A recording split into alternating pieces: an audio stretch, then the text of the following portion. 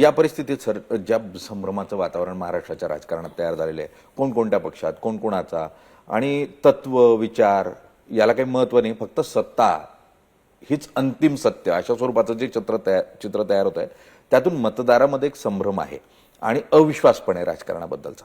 त्याचा विश्वास कसा दृढ होईल? मला असं वाटतं की हे खूप स्थानिक अशा प्रकारच्या घटना आहेत, एक वाईड स्प्रेड घटना नाही आहेत.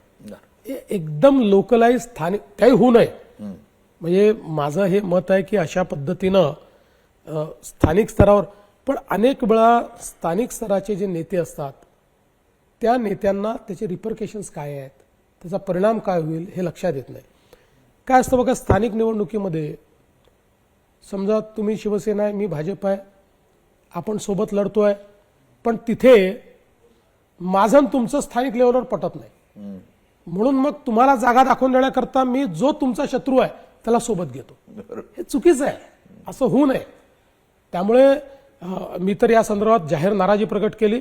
पक्षाच्या नेत्यांनाही सांगितलं की जरा लक्ष ठेवा, असं कुठे होत असेल तर कारवाई करा, नोटिसेस द्या, आवश्यकता पडली तर पक्षातनं काढून टाका.